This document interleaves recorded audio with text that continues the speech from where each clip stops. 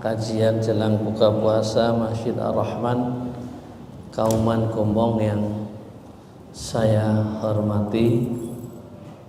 Alhamdulillah, pada sore hari ini kita oleh Allah diperkenankan memasuki hari kedua bulan Ramadan tahun 1444 Hijriah.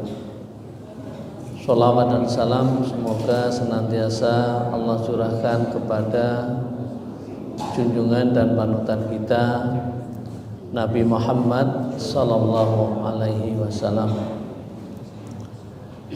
Kita bersyukur pada sore hari ini karena kita diberi kesempatan oleh Allah untuk memasuki bulan Ramadan kembali, yang sebagian di antara saudara kita, mungkin teman kita, bisa jadi orang tua kita, pada Ramadan tahun ini sudah tidak bisa menjalankan puasa Ramadan dikarenakan sudah meninggal dunia. Dengan demikian kita sangat bersyukur oleh Allah,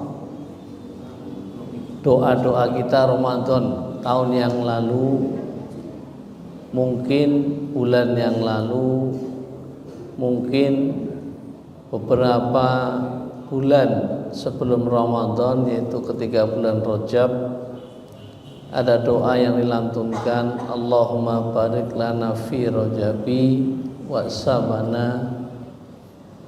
Ya Allah, berkahilah kami pada bulan Rajab dan bulan Sya'ban, dan sampaikanlah kami pada bulan Ramadan. Alhamdulillah, pada sore hari ini kita sudah memasuki hari yang kedua. Nah, agar sesudah kita oleh Allah diizinkan ketemu dengan Ramadan,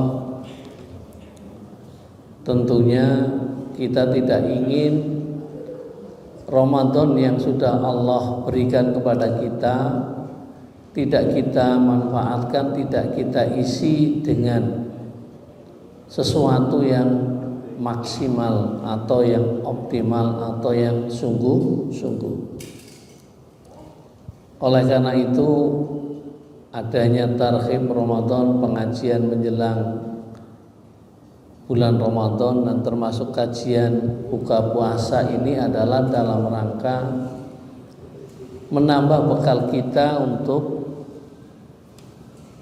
mengisi bulan-bulan atau hari-hari di bulan Ramadan ini agar lebih bermakna dan berarti. Karena apa?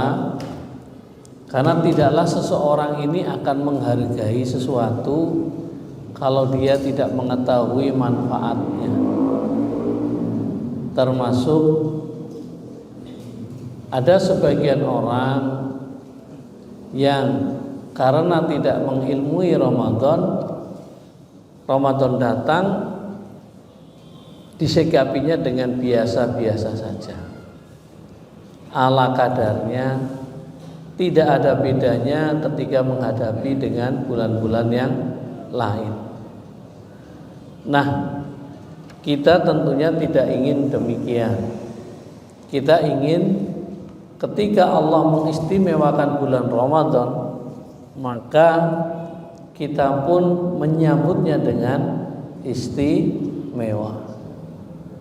Ketika Allah memberikan banyak sekali hal-hal yang hanya diberikan di bulan Ramadan, maka kita sambut dengan sukacita. Kita sambut dengan riang gembira. Kita sambut dengan persiapan diri yang matang. Di antara bentuk persiapannya adalah dengan ilmu, dengan mengetahui keutamaan bulan Ramadan. Tidaklah mungkin kita akan menghargai bulan Ramadan ketika kita tidak memiliki ilmu tentang apa beda Ramadan dengan bulan yang lain. Apa keistimewaan bulan Ramadan dibandingkan bulan Syawal? Apa kelebihan bulan Ramadan dibandingkan dengan bulan Rajab? Ketika kita tidak memiliki ilmu tentang itu, maka sangat dimungkinkan kita akan menyikapinya biasa-biasa saja. Itu tidak ada greget sama sekali. Nah, oleh karena itu jangan kaget ketika Ramadan masih banyak saudara-saudara kita yang ternyata tidak menyambutnya dengan gegap gempita. Bahkan kalau kita pergi ke pasar, masih banyak saudara-saudara kita yang tidak melaksanakan saum siam atau puasa. Nah, ini menjadi keprihatinan kita bersama-sama. Oleh karena itu, pada kesempatan yang baik ini, mungkin sedikit nanti saya menyampaikan tentang pengantar tentang keutamaan bulan Ramadan. Ya, karena ini menyangkut nanti bagaimana, karena bulan Ramadan ini ada ibadah, berarti bagaimana agar muamalah kita dengan Allah ini juga menjadi baik. Dalam hadis Rasulullah SAW yang sering kita dengar bersama, ya, coba di situ ada keutamaan bulan Ramadan. Rasulullah SAW bersabda, "Idza jaa Ramadan futihat abwabul jannah wa khuliqat abwabun nar wa sufiyatis sayatin." Idza jaa, ketika datang Ramadan, bulan Ramadan, futihat abwabul jannah, pintu-pintu surga dibuka. Kemudian pintu-pintu neraka ditutup, setan-setan dibelenggu. Sebenarnya kalau kita mengkaji hadis ini secara seksama, secara mendalam, ini cukup bagi kita untuk bersemangat menyambut Ramadan. Cuma sayangnya ketika kita sering mendengar hadis ini, kemudian seolah-olah tidak memiliki makna terhadap jiwa kita, terhadap batin, ruh, hati kita. Saking seringnya mendengar menjadi hal yang biasa dan tidak punya makna. Itu. Ya bis sering krungu lah. Nek setan dibelenggu, neraka ditutup dan surga dibuka. Itu udah berulang-ulang kita dengar. Yang akhirnya pernyataan ini sama sekali tidak menggugah batin kita untuk bersemangat menyambut Ramadan. Padahal kesempatan, kondisi, keadaan surga semua pintunya dibuka itu hanya dilakukan oleh Allah pada bulan Ramadan. Selain bulan Ramadan, tidaklah pintu surga semuanya dibuka. Dan selain bulan Ramadan, tidaklah pintu-pintu neraka ditutup. Dan tidaklah di selain bulan Ramadan setan-setan dibelenggu. Jadi 3 keistimewaan ini terjadi dan hanya Allah lah berikan di bulan Ramadan. Itu. Cuma sayangnya karena kita sering mendengar dan tanpa ada kajian yang mendalam terhadap pernyataan ini, menjadikan kita menyikapinya biasa-biasa saja. Jadi ada 2 hal yang perlu menjadi pemikiran kita. Ya. Bisa karena biasa, tetapi sisi lain menjadi tidak bermakna karena biasa, itu bisa. Ya. Bisa karena biasa, ini contoh pengen naik sepeda berulang kali, akhirnya bisa naik sepeda. hadis yang saya sampaikan tadi, ketika datang bulan Ramadan, pintu-pintu surga dibuka, ini kita terbiasa mendengarnya, tetapi kemudian kita kehilangan makna, gitu. Kehilangan makna, dan akhirnya kesempatan yang istimewa yang Allah berikan hanya pada bulan Ramadan ini tidak menjadikan kita lebih bersemangat, tidak menjadikan kita lebih bersungguh-sungguh di dalam menghadapi bulan Ramadan. Nah, tentunya semangat kita di dalam menghadapi Ramadan ini bukanlah semangat dalam kacamata pendekatan bisnis atau dagang, tapi semangat kita adalah sebagai semangat orang-orang yang beriman yang Allah berikan keistimewaan dan kita dipertemukan dengan bulan Ramadan. Karena ada orang yang bersemangat, ya, orang bersemangat ini menyambut Ramadan, tapi pondasi dan orientasinya bisnis. 6 bulan sebelum Ramadan ini sudah merencanakan. Kalau ibu-ibu kan belum 6 bulan masih belum kepikir Ramadan, ibu. Ini sebuah perusahaan bisnis dagang bisa jadi 6 bulan sebelumnya ini sudah meeting, dilakukan evaluasi bagaimana penjualan produk A ini ketika tahun atau bulan Ramadan tahun kemarin terjadi lonjakan di mana, pada tanggal berapa dan sebagainya. Ini dihitung kira-kira tahun ini kita mau produksi berapa. Itu begitu, dianalisa 6 bulan sebelumnya. Kemudian 1 bulan sebelum Ramadan muncullah iklan-iklan di televisi.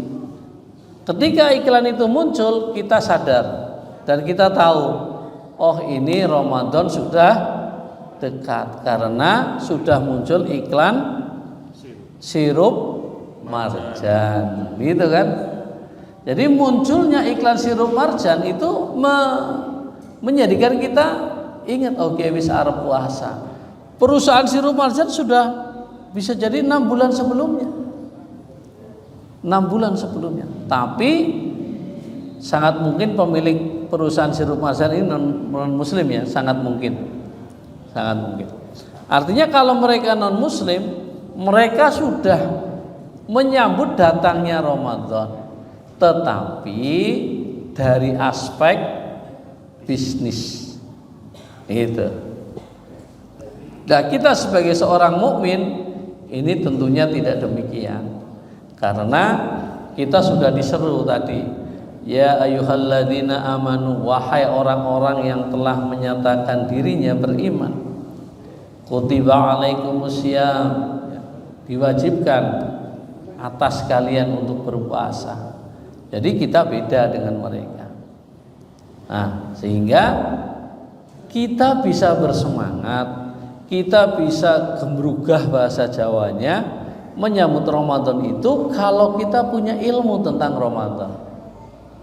Kalau kita tidak punya ilmu tentang Ramadan, nggak bakalan kita akan bersemangat menyambut Ramadan. Itu. Nah, saya ingat di Masjid Kauman ini sebelum Covid dulu ada tarhib Ramadan yang ngisi Ustadz Mintaraga. Tapi tahun ini tidak ada. Nah, kita sebenarnya butuh tarhib Ramadan. Itu. Nah, ini karena saya masih awal, ya, nyinggung-nyinggung lah dikit. Izin nggih Pak Tamir. Ya. Jadi kembali, tidaklah seseorang akan menghargai, menghormati, memuliakan Ramadan kalau orang tersebut tidak punya ilmu tentang Ramadan. Niku Pak. Apa yang kepikir Ramadan buat kita? Kalau kita pikirannya hanya sekedar Ramadan ya puasa, selesai titik, itu tidak akan menjadikan kita lebih bersemangat. Itu. Maka tadi sudah saya sampaikan bahwa ketika bulan Ramadan datang, pintu-pintu surga dibuka. Ulama menafsirkannya adalah ketika bulan Ramadan banyak sekali amal-amal soleh yang disyariatkan oleh Allah yang bisa dikerjakan oleh hamba-hamba Allah. Ada amal-amal yang hanya dikerjakan di bulan Ramadan. Satu, saum, jelas puasa. Kemudian apalagi mulai dari sahur itu juga merupakan ibadah. Puasa kita sampai pada nanti buka, ini rentetan-rentetan ibadah. Nanti kita diminta untuk meningkatkan sedekah, tadarus Quran dan lain sebagainya ya. Dan nanti kalau waktunya cukup ya kita bicarakan tentang keistimewaan, keutamaan bulan Ramadan, karena ini awal agar kita bersemangat mengisi Ramadan ke depan. Jadi ketika menafsirkan pintu-pintu surga dibuka adalah ketika di bulan Ramadan ini banyak sekali amal-amal soleh yang dikerjakan oleh manusia. Itu yang tadinya enggan mengerjakan amal soleh, karena bulan Ramadan maka ada gelora melaksanakan amal soleh. Yang sudah biasa melaksanakan ibadah ketika Ramadan lebih bersemangat lagi dalam beribadah. Itu. Maka dengan banyaknya orang-orang yang mengerjakan amal soleh, dengan amal soleh ini kemudian Allah ridho, Allah cinta, Allah memberikan balasan kepadanya surga. Inilah tafsir sebagian ulama menafsirkan pintu-pintu surga dibuka. Banyaknya amal soleh yang dengan amal soleh ini semuanya Allah membalasnya dengan surga. Kemudian pintu-pintu neraka ditutup. Ini pintu-pintu neraka ditutup. Ini maksudnya bagaimana? Mengacu kepada hal yang sama. Salah satu pemahaman penafsiran ulama orang alim bahwa ketika bulan Ramadan kemaksiatan yang ada itu berkurang. Kalau tadi pintu surga ditutup, berarti kebaikan-kebaikan banyak yang dilakukan oleh manusia. Termasuk di bulan Ramadan, ketaatan manusia ini meningkat dengan spektakuler. Meningkat sangat tajam, sangat drastis. Insya Allah yang 2 malam di sini, sholat tarawih di sini, kita bisa melihat hanya pada bulan Ramadan sholat isya di masjid ini penuh ya Pak ya? Kalau selain Ramadan penuh banget. Ya pasti tidak lah ya.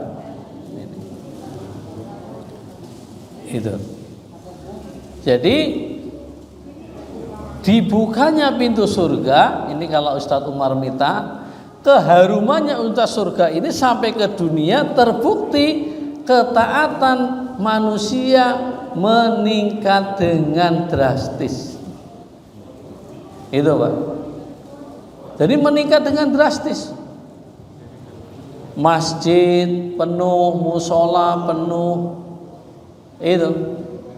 Bahkan sebagian musola harus pasang taruk atau teradak karena tidak cukup untuk jamaah.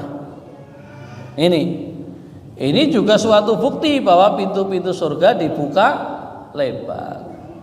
Itu.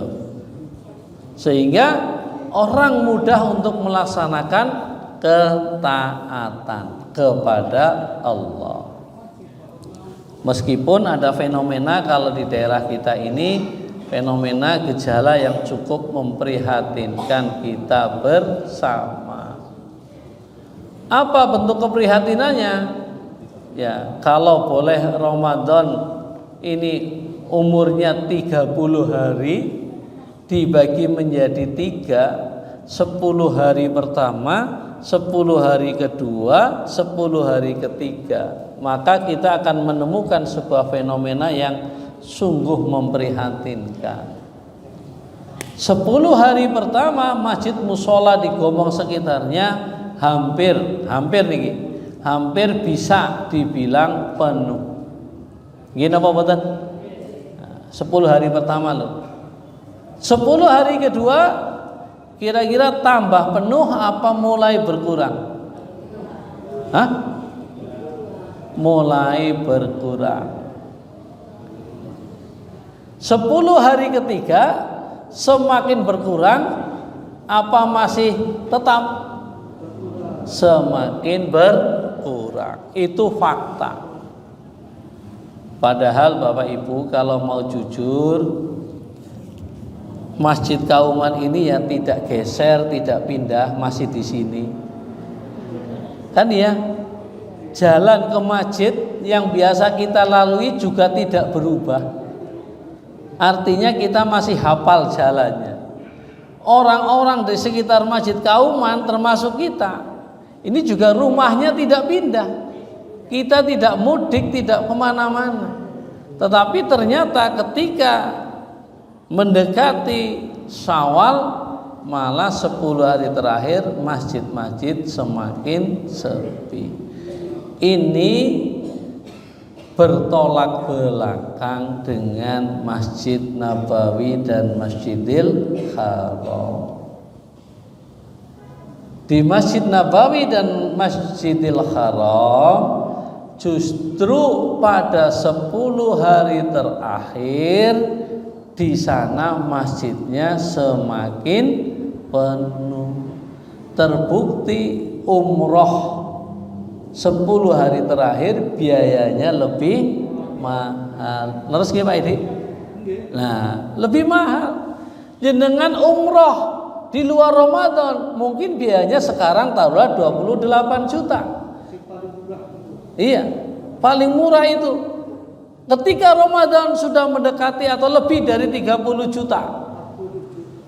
Tapi kalau sudah 10 hari terakhir lebih mahal lagi, Pak.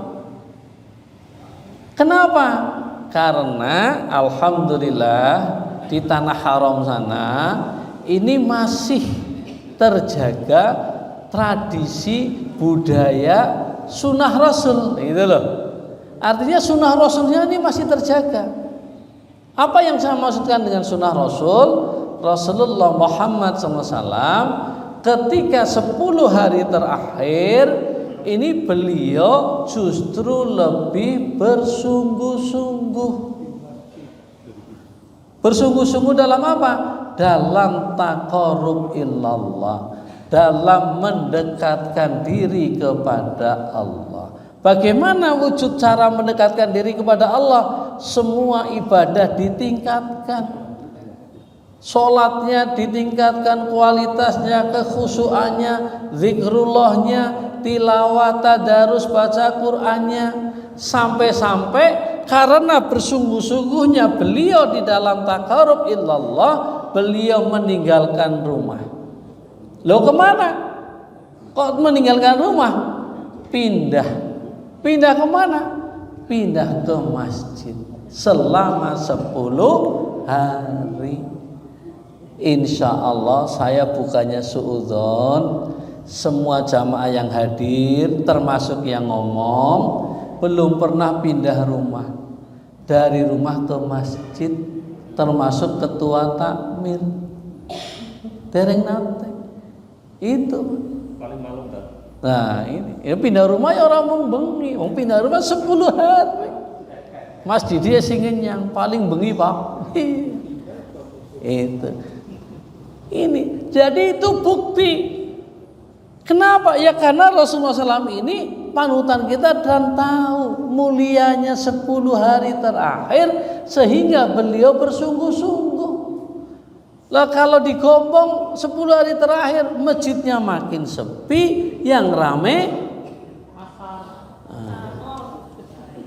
mal-mal, pasar jadi baru Rame nih. Ibu-ibu yang ngerawan wis sibuk minum pet-petan ning pasar Wonokriya dilakoni. Ini ya. Malah dilakoni orang puasa, panas banget. Tidak, insya Allah. Jadi inilah contoh. Ketika panutan kita Rasulullah SAW ini mengetahui kemuliaan bulan Ramadan, maka dia akan totalitas menghadapi dan mengisi bulan Ramadan. Maka kunci agar kita bersungguh-sungguh menghadapi bulan Ramadan adalah ilmu. Maksudnya apa? Mengilmui bulan Ramadan. Tidaklah mungkin kita akan menghargai, memuliakan, bersungguh-sungguh mengisi Ramadan detik demi detik kalau kita tidak punya ilmu tentang Ramadan. Contohnya tadi, Pak. Maka saya berdoa, berharap pada jamaah yang hadir, yang sudah ikut taraweh 2 kali, berdoa semoga tarawehnya tuntas, full, penuh, termasuk nanti ngajinya juga penuh. Itu karena itu tadi sesuatu hal yang bertolak belakang, berlawanan. Di sini semakin sepi, di sana semakin ramai. Alhamdulillah, yang saya lihat, saya dengar dan kadang saya ngikutin, Masjid Besar Ar-Rahman Kauman ini sudah 2 tahun menyelenggarakan iktikaf, memuliakan 10 hari terakhir untuk bersungguh-sungguh dalam mendekatkan diri kepada Allah. Seperti disampaikan Pak Didi, ya ora isanya untuk 10 hari Pak full, ya wis lah nek bengi aku tek pindah turu meng masjid. Alhamdulillah. Gelem pindah turu tok kowe wis hebat.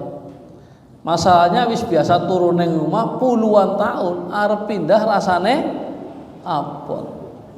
Nek sing wis tua pikirane ning masjid angine gede, ngkombok malah dadi meriang. Itu. Banyak pikirannya. Masjid Ar-Rahman, masjid kita ini 10 hari terakhir menyiapkan, menyediakan, silakan iktikaf di sini. Bersungguh-sungguh mendekatkan diri kepada Allah dengan zikrullah, dengan sholat, qiyamul lail, monggo. Dan fasilitas disiapkan. Ada air hangat, teh, kopi, yang saya tahu sahurnya juga disiapkan. Jadi tidak perlu kondur kemudian pulang mau makan sahur, tidak perlu. Begitu malam 21 jenengan tidur di Masjid Ar-Rahman ini, insya Allah nanti sudah banyak temannya, nggak usah mikir sahur. Konon katanya Masjid UGM setelah ada himbauan dilarang untuk buka puasa bersama, Masjid UGM tidak kalah pinter. Nek buka bersama dilarang, acaranya diganti sahur bersama. Sing dilarang kan buka puasa bersama. Ini orang tidak kalah kreatif ya. Jadi kembali, pintu surga dibuka, pintu neraka ditutup. Apa maksudnya di situ?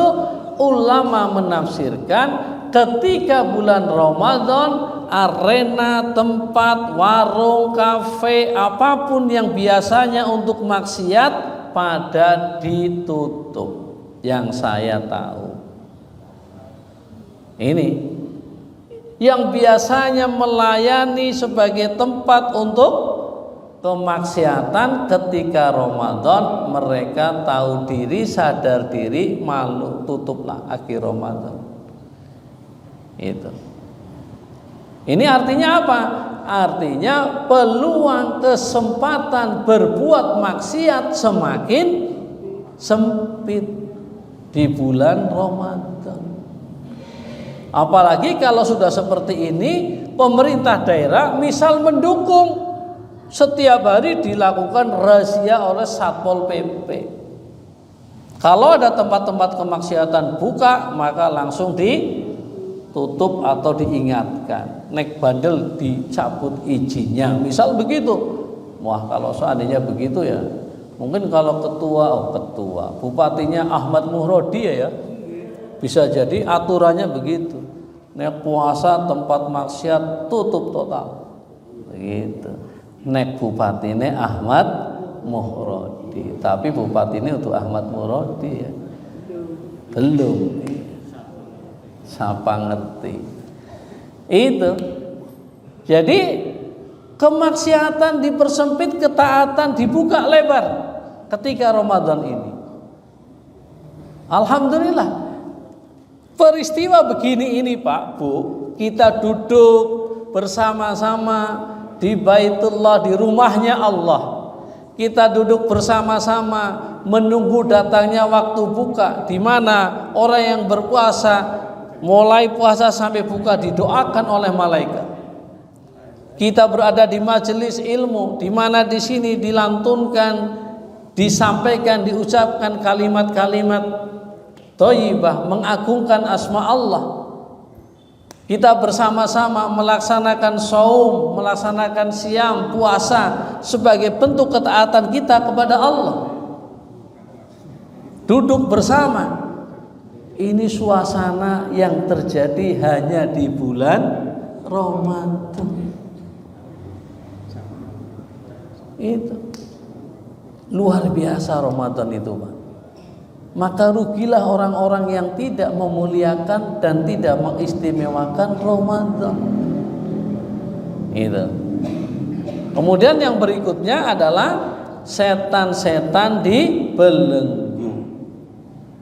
Ketika bulan Ramadan ini setan, sayatin itu jamak dari setan, itu sulit Pak untuk mengganggu, untuk menggoda orang-orang yang beriman. Yang biasanya mudah kita digoda oleh setan, ketika Ramadan setan kesulitan. Ini untuk menggoda di bulan Ramadan ini.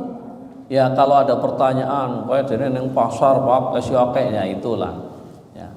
Artinya kan tidak semua orang kemudian ya, bisa jadi mereka-mereka yang kemudian seperti itu tidak harus digoda setan, karena bisa jadi dirinya sudah, ya dirinya sudah terasuki oleh setan, sudah masuk di dalam dirinya. Itu. Ini bedanya. Nah, 3 itu dari hadis nih, keutamaan Ramadan. Sekarang dari Al-Qur'an tentang keutamaan Ramadan. Saya sampaikan ini dengan maksud tujuan agar kita lebih bersemangat mengisi Ramadan. Nah, dalam Quran kita baca Quran surat Al-Baqarah ayat 185 di awal surat. Syahrul Ramadan alladzi unzila fihil Quran hudal linnas wa bayyinatin minal huda wal furqan. Syahrul Ramadan alladzi, bulan Ramadan yang unzila fihil Quran, diturunkan di dalamnya Al-Quran, hudal linnas, sebagai petunjuk bagi manusia, wa bayyinatin minal huda, dan sebagai penjelasan terhadap petunjuk-petunjuk tadi, wal furqan, dan pembeda. Furqan kan pembeda. Nah, coba sekarang kita perhatikan, kita tadaburi bersama-sama. Ada pernyataan, sebelum saya ke situ, ada pernyataan ulama niki Pak, Ibnu Rajab insyaallah, yang menyampaikan begini: siapapun yang bersama Al-Quran maka akan dimuliakan oleh Allah. Nah ini Pak, ingat pernyataan Ibnu Rajab ini. Siapapun yang bersama Al-Quran, dia akan dimuliakan oleh Allah. Atau dengan bahasa singkat, siapapun yang bersama Al-Quran maka dia akan mulia. Dengan bahasa lain, siapa yang ingin mulia, hiduplah bersama Al-Quran. Itu bahasa yang dibolak-balik tapi intinya sama. Kalau kita ingin mulia, hiduplah bersama Al-Quran. Siapapun yang bersama Al-Quran pasti akan dimuliakan. Coba perhatikan pernyataan Ibnu Rajab ini kan berdasarkan pengamatan. Kita mengenal nama-nama malaikat. Ada malaikat penjaga surga, namanya siapa Pak? Malaikat Ridwan. Penjaga neraka Malik. Ini ingat pelajaran dulu lagi. Terus pembagi rezeki, pencabut nyawa Israel, peniup trompet, pencatat amal baik buruk Mungkar Nakir, penanya dalam kubur Mungkar pencatat amal kita Raqib Atid. Terus ada satu malaikat yang dimuliakan dan kita juga, inilah malaikat paling mulia yaitu Jibril.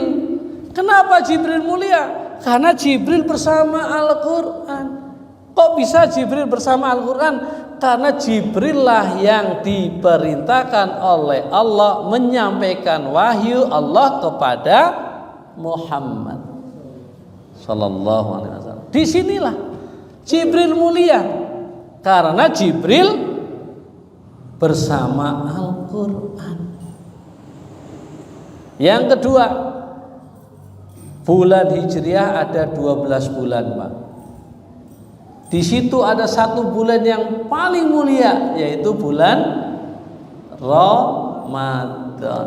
Kenapa Ramadan menjadi bulan mulia? Karena di bulan Ramadan inilah pertama kali turunnya Al-Quran. Malaikat mulia karena bersama Al-Quran yaitu Jibril. Bulan paling mulia yaitu Ramadan karena di dalamnya turun Al-Quran. Malam yang paling mulia malam apa Pak? Lailatul Qadar. Yang kita pahami juga Lailatul Qadar adalah malam turunnya Al-Quran. Menjadi mulia. Kemudian yang terakhir, siapa yang menerima wahyu dari Jibril? Muhammad. Dan Nabi Muhammad SAW adalah manusia. Bukan hanya manusia, makhluk yang paling mulia. Kenapa mulia? Di antaranya karena beliau bersama Al-Quran. Jadi kunci untuk hidup mulia sebenarnya sederhana. Hiduplah bersama Al-Quran.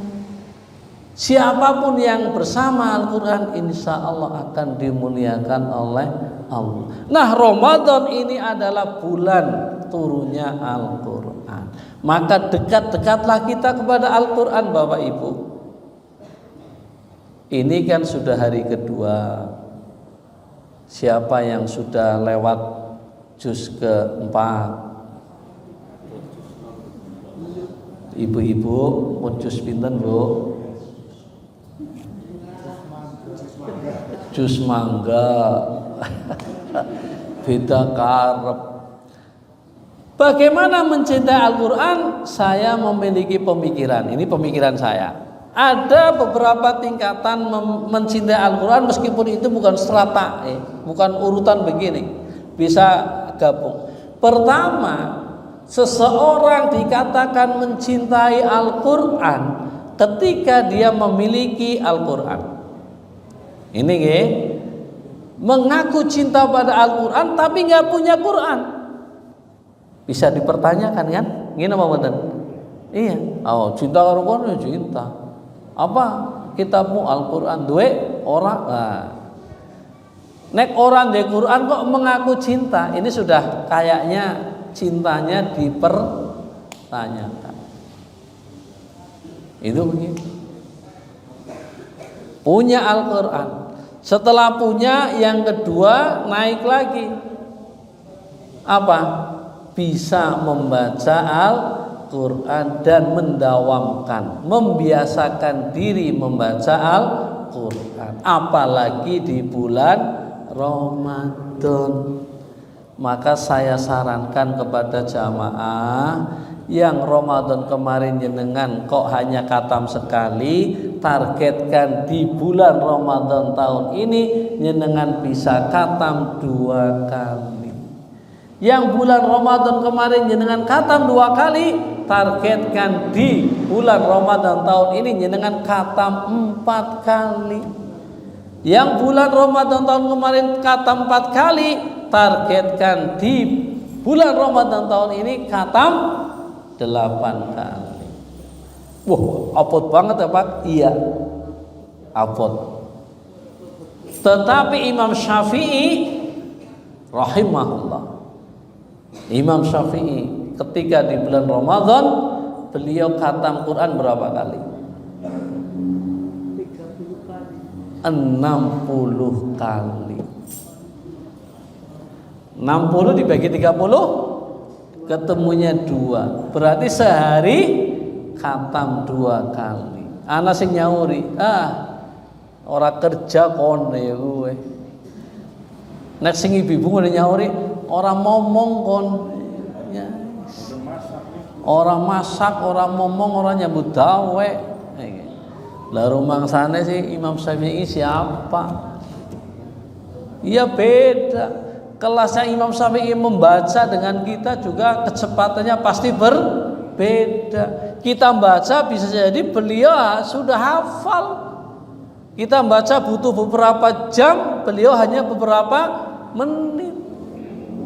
Itu jangan terus mulai nyauri, orang ngomong, orang ngeliat duit gue, jangan begitu.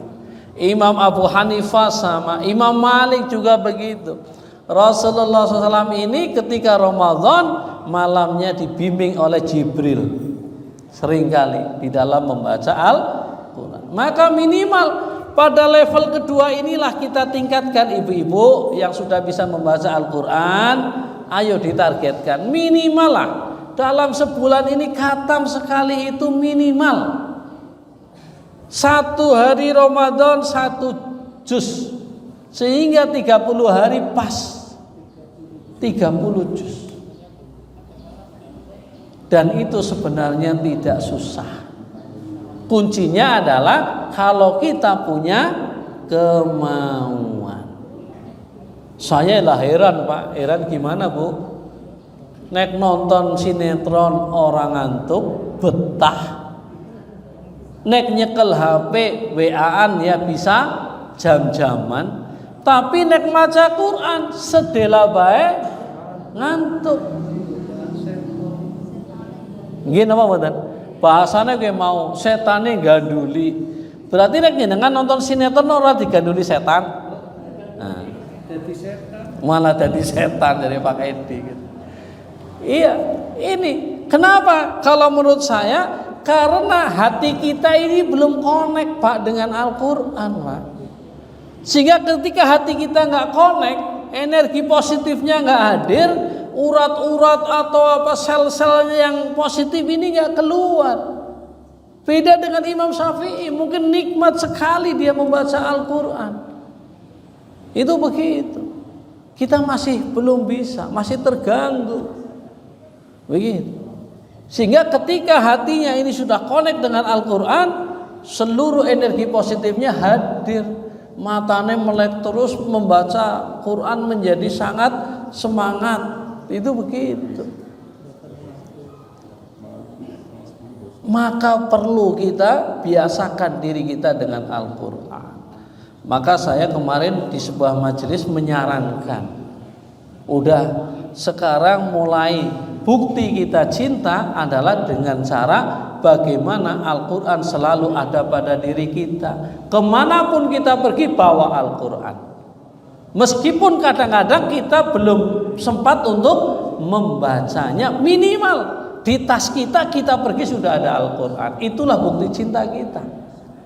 Karena ketika itu sudah menjadi kebiasaan, nanti moga-moga menjadi kebiasaan berikutnya. Bukan hanya dibawa, tetapi akan dibaca. Kemudian naik setelah membaca adalah menghafal. Wah, ini kalau umur-umur tua seperti kita kan Wis terlalu banyak, bukan banyak umur Pak Wawan, sudah terlalu banyak alasan untuk tidak menghafal. Alasannya wis kakek. Nah, itu kan. Menghafal wis angel pakon nyantel. Padahal sebenarnya ya semakin tua justru semakin mudah nyantel kudune, tapi wong wis terlalu pikiran negatifnya yang muncul. Nih, wis kakean pikiran, wis macam-macam. Padahal sebenarnya ya orang kayak gue lah. Banyak orang yang bersungguh-sungguh di usia sudah tua bisa itu menghafal. Apa kemuliaannya orang-orang anak-anak yang hafal? Mereka nanti di akhirat akan memberikan mahkota kemuliaan tajur waqar kepada orang tuanya. Dikisahkan ketika penghafal Al-Quran ini, pengamal dan penghafal Al-Quran ini sudah di pintu surga, mereka suruh masuk oleh Allah, tetapi tidak mau menanyakan di mana orang tuaku. Endi bapakku, endi ibuku, aku wis ning pintu surga, bapakku urung keton. Sampaikanlah kepada tadi anak yang hafal Quran tadi bahwa orang tuamu sedang dihisab. Orang tuamu di neraka, dihisab, dosa-dosanya harus dibersihkan. Maka kemudian anak ini meminta kepada Allah, memohon kepada Allah agar orang tuanya diberi kemudahan, keringanan dari hisabnya. Inilah yang disebut kemudian penghafal Al-Quran bisa memberikan syafaat. Jadi syafaat itu ada dua Bapak Ibu. Syafaat khas khusus itu syafaatnya Nabi Muhammad SAW. Syafaat yang am, yang umum diantaranya adalah syafaatnya penghafal pengamal Al-Quran. Maka saya himbau kepada ibu-ibu muda yang masih punya anak-anak kecil, monggo dibiasakan berinteraksi dengan Al-Quran. Dibiasakan dengan Al-Quran. Itu. Jadi bulan Ramadan di mana diturunkan Al-Quran ini menjadi mulia. Dan Al-Quran, bacaan Al-Quran kita insya Allah nanti akan menjadi syafaat bagi kita di alam barzah. Kita nanti tidak ada yang tidak akan mati, ini semuanya akan mati. Bayangkan ketika nanti kita di alam barzah, ini alam penantian ke alam akhirat, kita di alam barzah, maka seorang ustadz menyampaikan amal-amal kita nanti akan mewujud menjadi sesuatu di alam barzah. Kalau amal soleh kita banyak, bacaan Quran kita banyak, dia akan menjadi sesuatu yang menyenangkan, dipandang, didengar, menemani kita di alam barzah. Tapi kalau amal jeleknya yang banyak, maka yang datang adalah penampakan-penampakan yang kita sendiri jijih untuk melihat. Maka perbanyaklah baca Al-Quran, karena bacaan-bacaan Quran ini nanti akan menjadi syafaat dan teman kita di alam barzah. Gimana mau baca Pak? Punya saja tidak. Gimana mau baca Pak? Wong saya tidak bisa membaca Al-Quran. Seandainya ini terjadi pada jenengan dan jenengan sudah tua, maka saran saya bismillah. Mumpung sudah tua, bismillah belajar membaca Al-Quran. Usia tua yang Allah berikan kepada Anda sampai sekarang Anda belum diambil, belum mati. Maksud saya bisa jadi hikmahnya adalah Anda diberikan kesempatan oleh Allah untuk belajar membaca Al-Quran. Tingkatan berikutnya setelah menghafal adalah mengkaji, memahami, menganalisa, mempelajari, mentadaburi. Tingkatan terakhir adalah mengamalkan. Dan Al-Quran itu bukanlah koran bacaan, bukanlah buku seperti biasa. Tilawah, ya, tilawah ini ada dua: membaca hakimah, membaca dengan ilmu, mempelajari dengan membaca dengan tilawah lafziyah, membaca lafadznya saja. ini akan mendapatkan keutamaan-keutamaan yang sangat luar biasa. Itu Pak. Membaca Al-Quran, satu huruf dinilai dengan 10 kebaikan. Satu huruf loh Pak. Tidaklah alif lam mim, ini satu huruf Pak, tapi alif sendiri, lam sendiri, mim sendiri. Ini adalah 3 huruf. Kalau kita membaca berarti 3 kali 10 berarti 10 kebaikan. 30 kebaikan. Al-Quran totalnya itu ada berapa huruf? 6.600 sidik temen. Ayat itu berapa huruf? Bocorane muduki kok dereng hafal. Dereng nate ngitung. Belum pernah menghitung. Iya, kita nggak perlu hitung sendiri. Ulama yang menghitungkan buat kita. Jumlah huruf Al-Quran adalah 1.027.000. Apal nggih? 1.027.000. Berarti kalau kita khatam sekali Al-Quran 1.027.000 dikalikan 10, jumlahnya 10.270.000 kebaikan kalau khatam sekali. Itu. Oke? Masya Allah. Siapa sih malah kepengin? Tapi akan ada orang-orang yang tidak mengisi Ramadan dengan amal-amal yang mulia karena nggak tahu ilmunya. Maka setelah kita tahu ilmunya, ini baru keutamaan Ramadan, belum keutamaan puasa. Beda lagi nanti. Keutamaan puasa luar biasa. Rugi orang-orang yang tidak berpuasa di bulan Ramadan. Ini, apalagi tanpa udzur, cilaka. Itu. Ini kurang 13 menit, tanya jawab ya. Ya, ini waktunya sudah mau habis. Mungkin kita buka tanya jawab, monggo Pak Ahmad di moderatori. Bahwa peserta itu berkaitan dengan keutamaan Al-Quran dan sebagainya. Mungkin ada yang mau bertanya, silakan. Monggo Pak Jaswadi.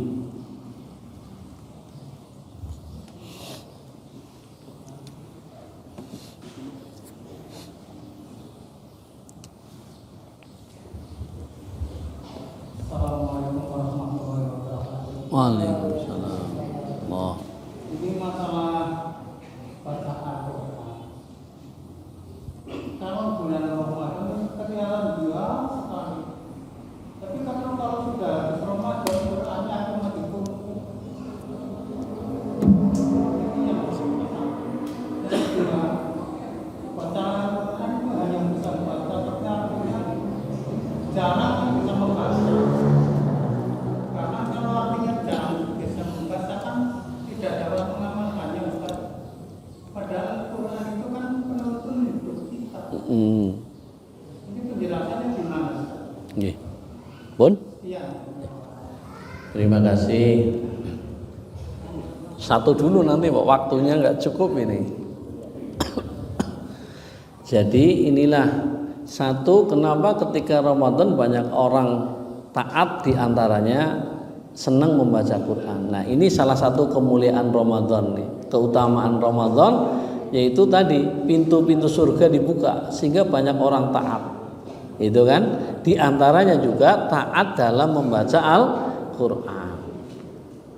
Nah baiknya gimana? Ya setelah Ramadan nanti kita akan berbicara apa tanda-tanda kalau Ramadan kita diterima. Nah ini beda lagi nanti kan, di situ nanti akan kelihatan. Nah, itu. Nah kemudian yang kedua, Al-Quran kan pedoman hidup. Bagaimana menjadi pedoman orang kita nggak tahu apa yang kita baca? Ini benar. Tetapi pemahaman tentang memahami Al-Quran ini tidak sembarang orang bisa memahami. Harus ada yang nuntun, siapa? Alim ulama. Sehingga muncullah yang disebut dengan tafsir Al-Quran.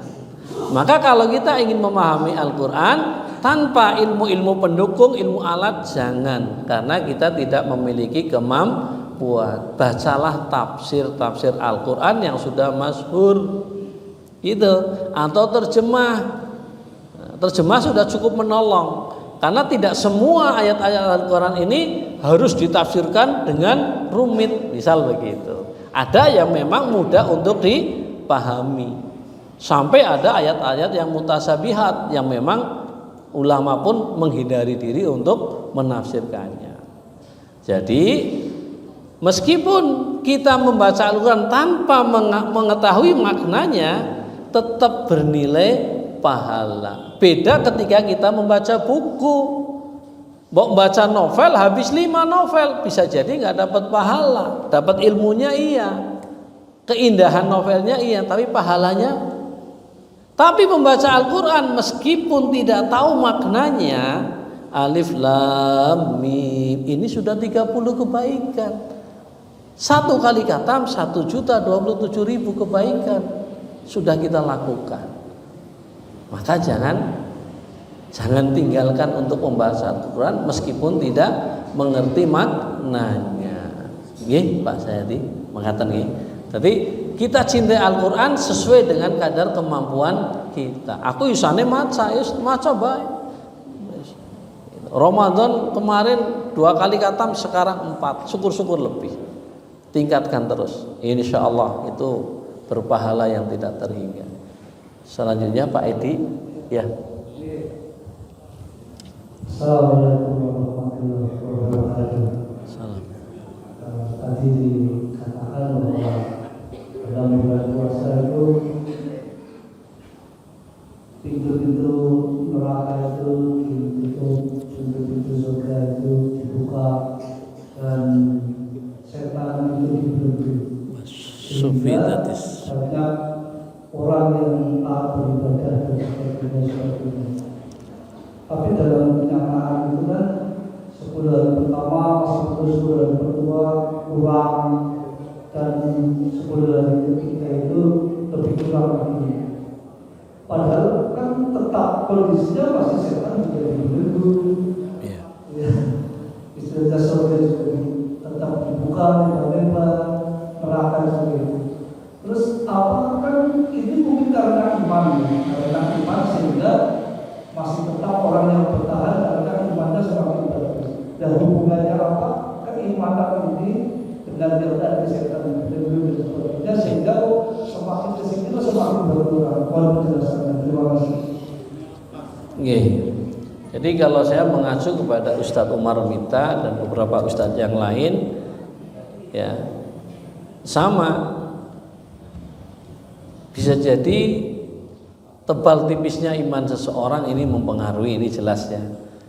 Sehingga orang bermaksiat ini ya imannya sedang tipis, orang taat imannya sedang tebal, dan ketaatan menambah tebalnya iman, kemaksiatan menambah tipisnya iman. Tapi di luar itu atau yang lebih pada itu adalah bagaimana seseorang memiliki ilmu tentang Ramadan ini.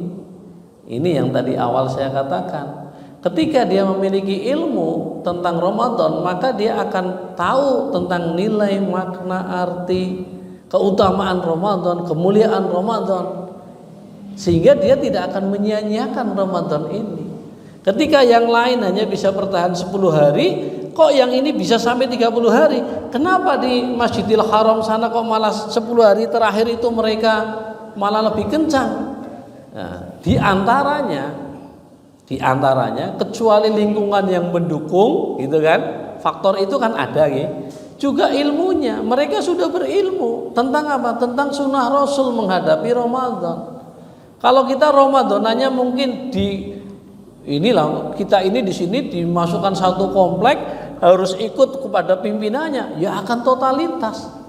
Di pondok pesantren misal dikondisikan, nggak bisa, harus iktikaf 10 hari terakhir. Ya mereka akan lakukan. Jadi banyak faktor. Di antaranya keimanan, ilmu, dan faktor eksternal tadi adalah berupa lingkungan. Bi'ah ini sangat mendukung, Pak. Sangat mendukung. Ya kalau kita ini sama-sama berada di Masjid Nabawi, insya Allah 10 hari terakhir kita tidak akan keluyuran.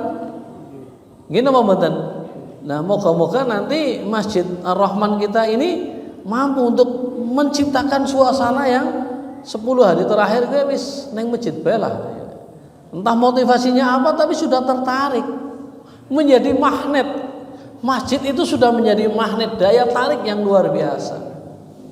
Nah, ini bagaimana? Karena masing-masing orang berbeda.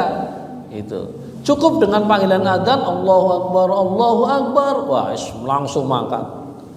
Tapi nuwun sewu, ada yang harus dengan panggilan yang lain untuk bisa datang ke masjid. Itu loh. Nah, inilah, disinilah perbedaan-perbedaan. Ini bagaimana masjid memiliki peran yang besar untuk bisa mengundang siapapun hadir ke masjid. Pak Roseno nggak perlu dikasih lain-lain, wis cukup ana suara adzan, wis mangkat ngontel apa numpak motor. Tapi yang lain mungkin tidak cukup hanya dengan adzan. Itu. Maka masjid berkreasi menciptakan itu semuanya. Nah, disinilah kemudian terjadi yang namanya pembimbingan, pembinaan yang semoga yang tadinya imannya tipis hadir di masjid mendapatkan pendidikan, pembinaan, kajian, pengajian menjadi kuat. Itu begitu. Mungkin itu Pak Edi. Ibu-ibu, wis ah? Bapak beserta Ibu, kajian tadi sudah ada pertanyaan, masih 4 menit. Begini, masing-masing orang punya masalah, masing-masing orang juga punya tujuan, masing-masing kita ya untuk mengadukan ke Allah akan dibimbing oleh Bapak Mudir Hasan untuk berdoa. Karena waktu ini waktu yang mustajabah. Jadi kita berdoa pada jam-jam seperti ini sudah nyambi makanan itu sunnah.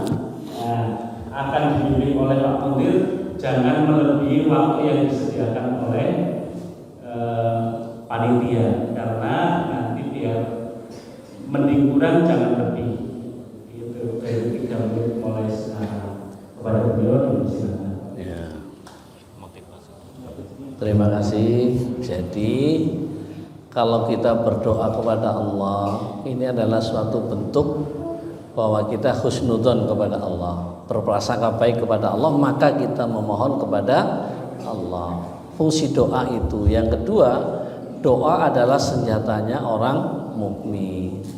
Yang ketiga, kita berdoa juga menunjukkan betapa lemahnya kita, sehingga kita memohon kepada Allah Subhanahu wa taala. Sehingga salah satu fungsi doa itu adalah untuk bukti dan menguatkan husnudzon kita kepada Allah. Maka janganlah sampai kita menjadi seorang muslim, seorang mukmin yang enggan untuk berdoa. Nggih, maka kalau ada sesuatu dibiasakan Bapak Ibu, ada masalah, larilah kita dulu ke Allah, jangan kepada ketua takmir.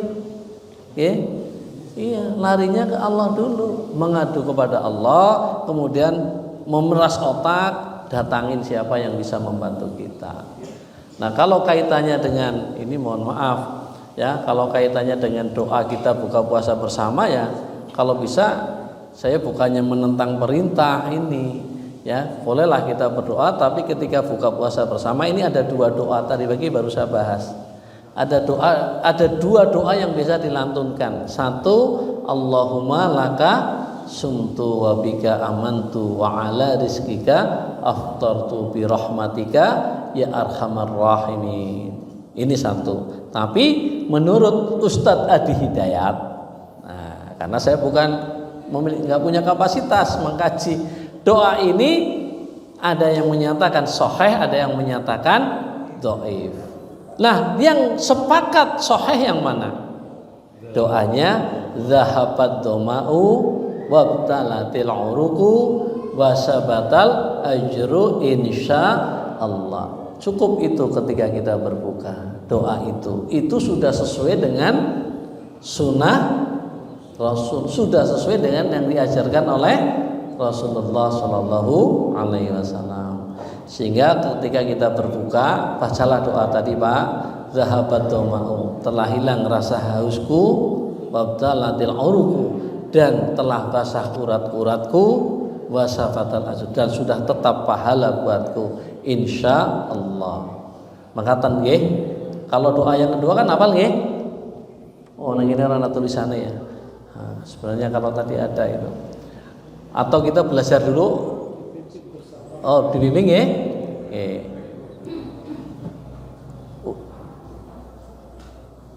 Udah ya? Moga Pak, ini sudah habis nih. Udah masuk benar Pak Edidi? Ini sudah 00? Sudah adzan belum Ahmad? Ya. Dan dia aku ke siji ngene kok. Iya. Iya, kelam.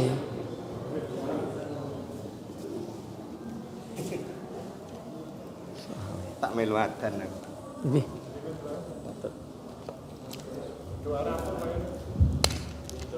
Wis ya? Udah belum? Dipaskan nanti. Belum. Yang lain sudah tapi Bismillahirrahmanirrahim. Zahabat dhama'u wabtalatil uruqu wa syabatal ajru insyaallah. Kita akhiri dengan hamdalah. Alhamdulillahirabbil alamin. Assalamualaikum warahmatullahi wabarakatuh.